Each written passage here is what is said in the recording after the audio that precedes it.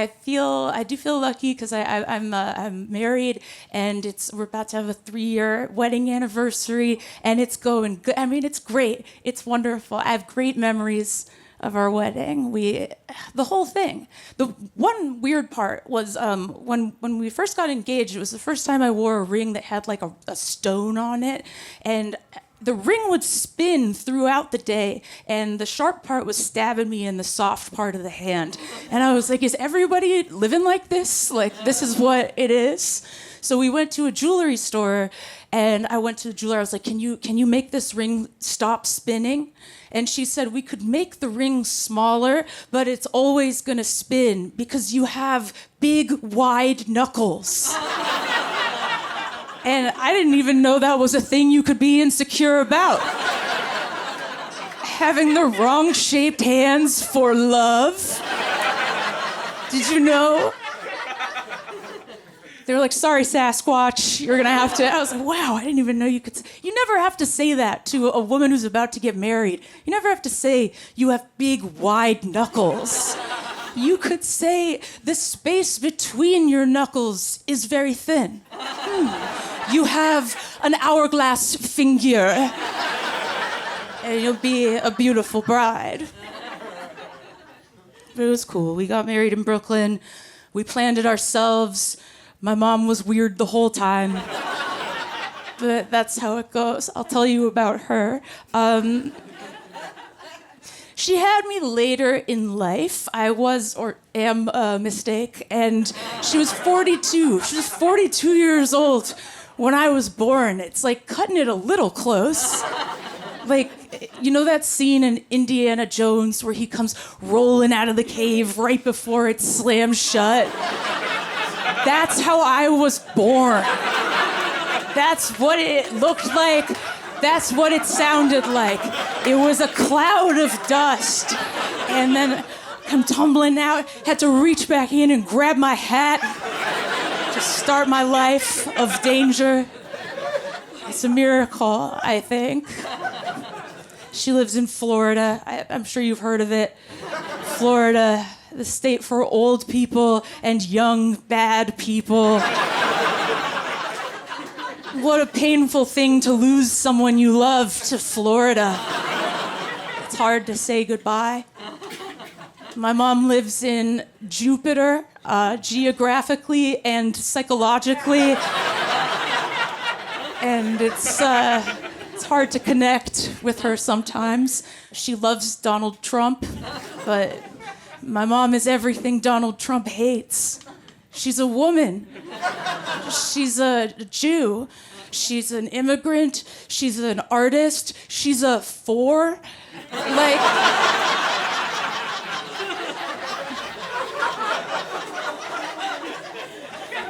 and it is a miracle I turned out a 5. I don't want to sound like I take my life for granted in any way.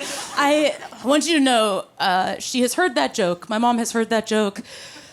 She doesn't like it, but here we are doing it. So she found this joke on the internet, in the depths of the internet. I was so surprised she found it, because, you know, people in their 70s are not always great with computers, right? Like, you ever use your parents' computer and you see what they're seeing and you're like, you make sense to me now. You know? My mom, on her computer, on the desktop of the computer, there was a little folder icon, just one folder, and it was named Club Can't Handle Me. And I was like, what is this? And I clicked on it, and all that was in there was the Flo Rida song, Club Can't Handle Me.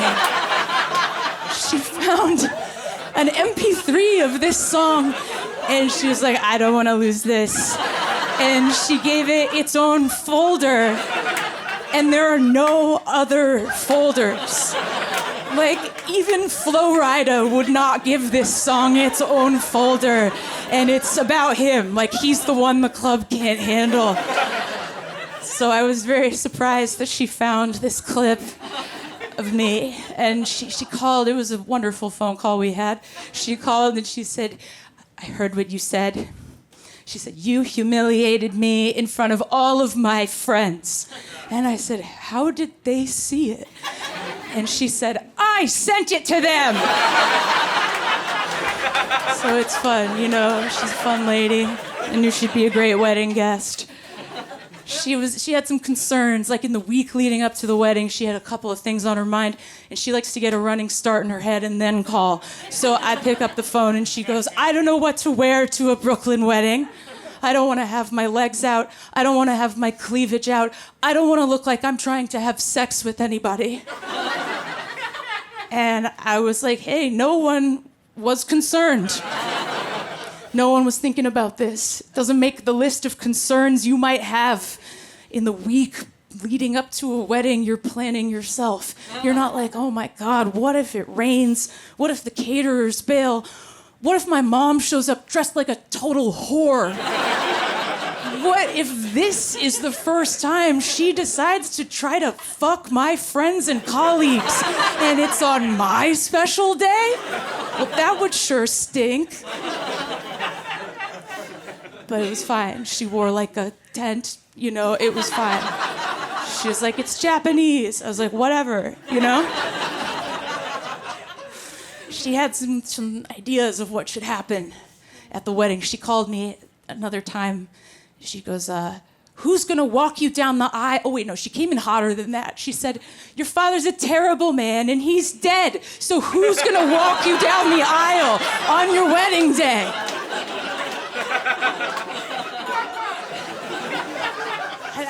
I wasn't concerned. I wasn't concerned about being walked down the aisle. I don't need to be handed off by a man to another man.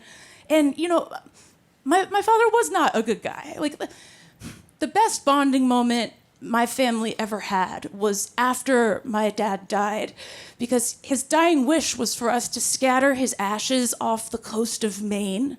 And it's like a 10-hour drive from here, so we just didn't do it.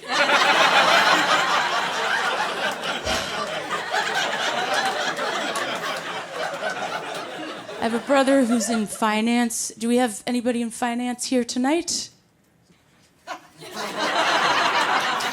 Oh, have I made it unsafe for people in finance to identify themselves? Is it so dangerous to say you bank in 2025? Yeah. My brother went into finance, and then he went into prison, and it's a shocking yet familiar turn. I should have seen it coming, I think, because there were some signs. You gotta be aware if people in your life start dressing like Patrick Bateman, that something might be going on, you know? He started wearing a vest. He'd wear sometimes a half zip, a vest, and then another vest. And he'd be like, you know, Casamigos, vape pen, Adderall, fucking steak, like Hampton Summer Share House. Like he had all the accoutrement. These are all red flags, you know? But it's also a little bit like, RuPaul says you're born naked and the rest is drag. Isn't finance bro just a type of drag?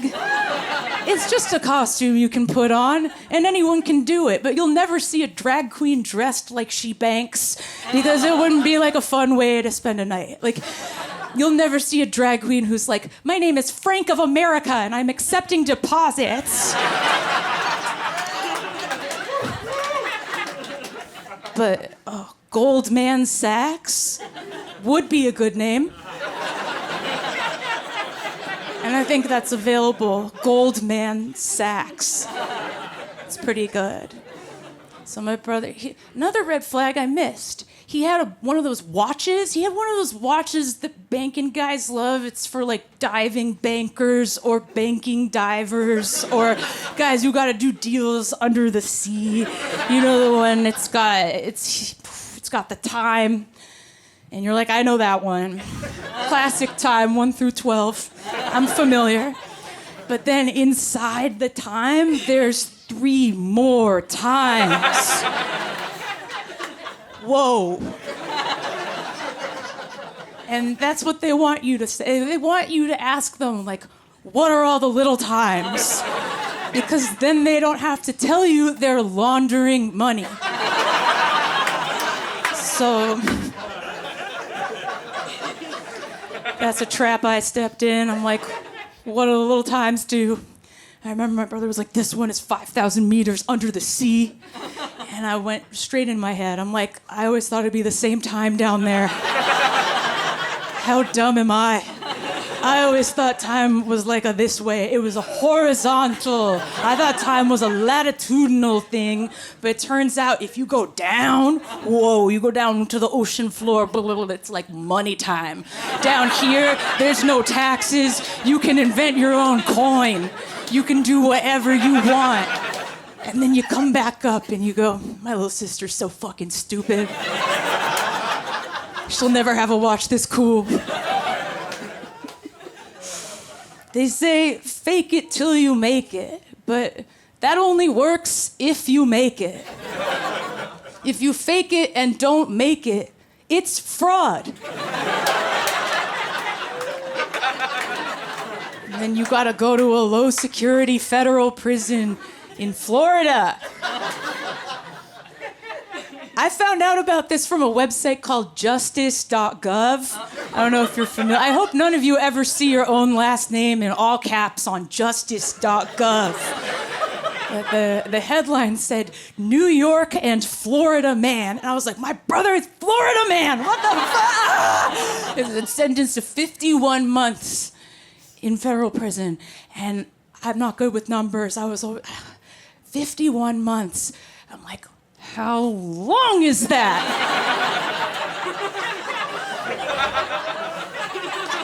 My family is gripped in a crisis and you're gonna make us do division? How long is that?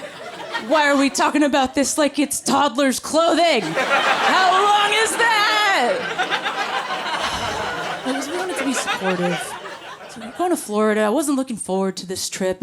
And I asked a friend of mine who's a very successful comic. I was like, do you think it'd be okay if I brought my weed vape on the plane? I'm like, really not looking forward to this trip. And he was like, yeah, you can do that. I bring my weed vape on every flight. I vape on the plane. I was like, really? And he goes, here's how you do it. He said, you take your vape pen into the bathroom and you hit the pen, you blow it out into the toilet as you're flushing it, and the suction takes the vapor away so you can get away with it. And I was like, that's your tip? That's what you're telling me to do? And as I was doing that, I was like, man, I wish I didn't need to get high so bad right now that I would steam my face in stranger shit particulates. Like, this is not a long flight. New York to Florida, it's like a 2 or 3 hour flight. And I am choosing to huff fecal matter in blue juice, which is the welcome cocktail in Florida. And I'm like, what am I doing spending all this money on skincare if I'm just gonna flush my face in a shitter? So, it's pretty dark stuff. But he's doing fine. My brother's doing fine. He called me from prison. He was like, I was like, how's it going in there? He's like, good. I just got moved to a room with 2 windows. And I was like, I don't have 2 windows. What? How much is the rent at this place? I know that my family would probably rather I not talk about this. I know that. But there's a great reward to doing it, because other people will tell me the scandals in their families, and I love it. There was one time I was leaving a show, and there was a family from the Netherlands, and they were like, good show, we have to go, our taxi is here, but we just wanted you to know that our aunt committed a murder. Good show, thank you so much. I kicked a light, sorry everybody. But yeah, that's the power. I'm like, thanks for supporting live comedy. It's fine, we're doing fine.